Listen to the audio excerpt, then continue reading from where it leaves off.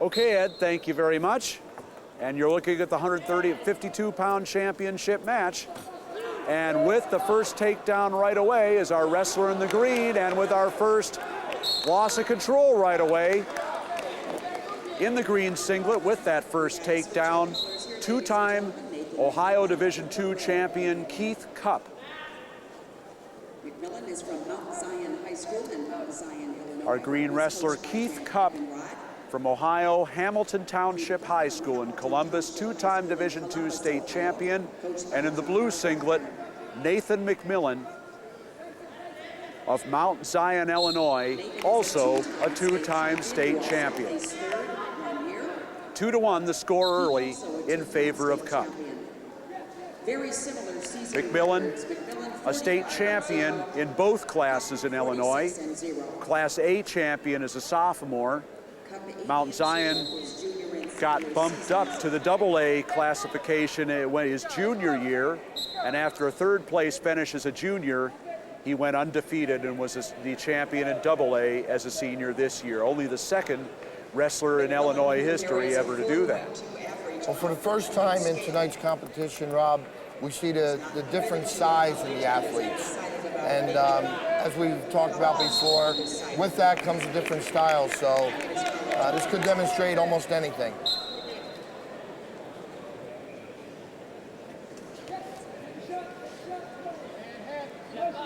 McMillin with the straight underneath attack, and I don't know if he's going to want to continue to try to do that. Certainly got to try and work for an angle the best he can here. He's going to have to try to keep his legs underneath him and blow through him. You wrestle somebody long like Cupp, you could be in and all the way almost behind him, and his arms are reaching back and have your ankles. Next thing you know, you're in a scrap. 20 seconds left in the first period. Cupp with a takedown right off the bat, and a near reversal, which turned out to be a mere loss of control for McMillin, and Cupp with the 2-1 lead. 10 seconds left in the period. McMillin trying to work in a little closer.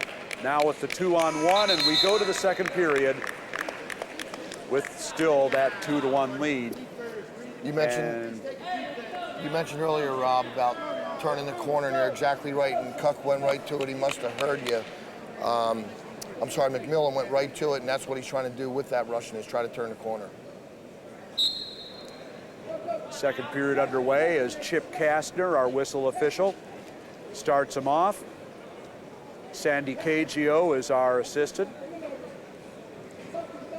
McMillin staying behind the arms, trying to work a little bit of a crab ride here, and they go off the edge. 18 seconds gone. You're seeing the product in some of this top wrestling, Rob, of this 2-on-1 thing that's been recycled.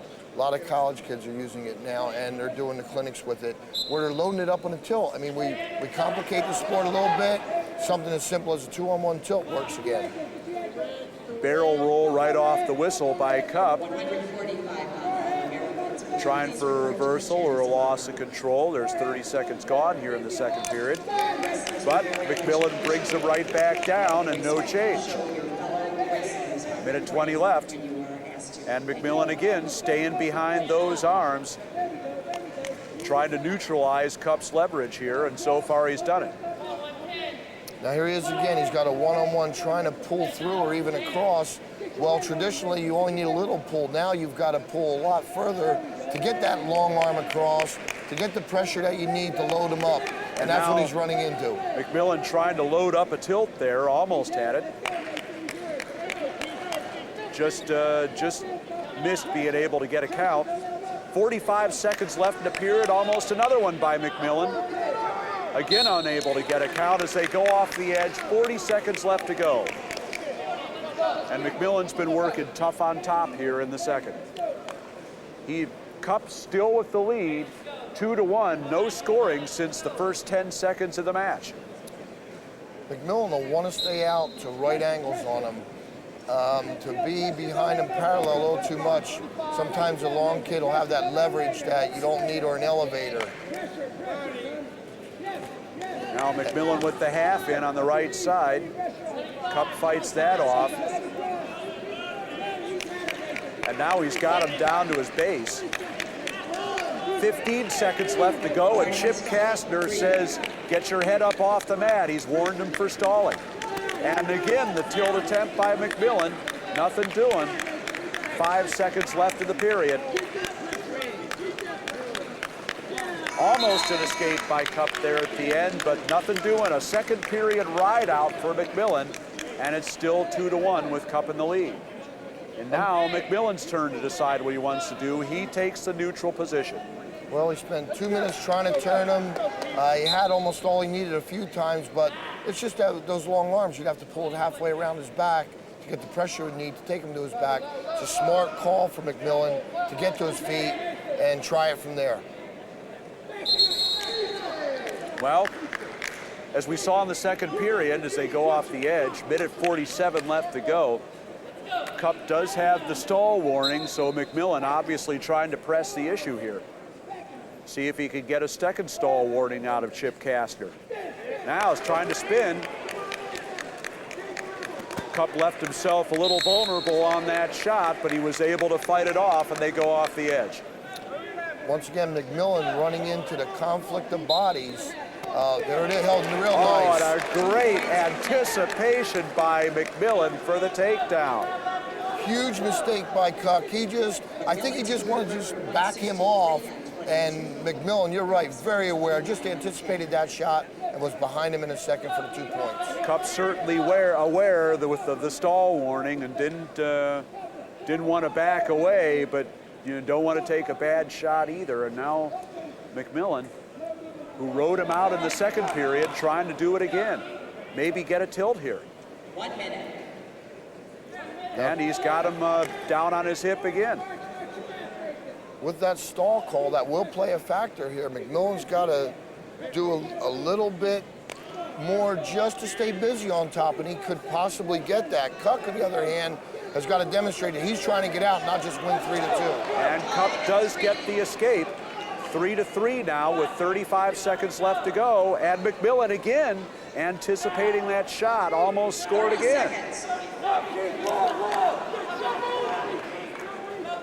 Cupp does have a stall warning, remember. 25 seconds left to go. McMillin trying for the snap and spin, and he has it.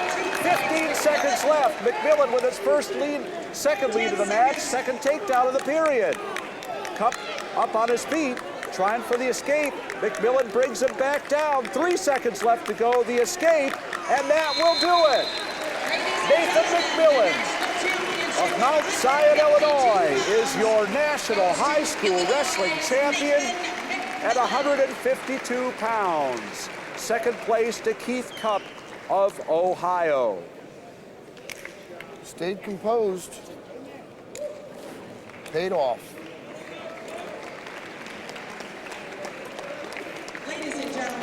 Well, in a minute, we'll have the presentation of the All-America Awards to the 145-pound place winners. And we'll have the 160-pound match coming up. You'll want to stay tuned for that one. An all-California final between the two of the top 3 rated 160-pounders in the country. That will be some match. And he is a gentleman who, for a number of years, has shown up to be a volunteer orphan coach. In other words, to coach the wrestlers who do not have a coach in with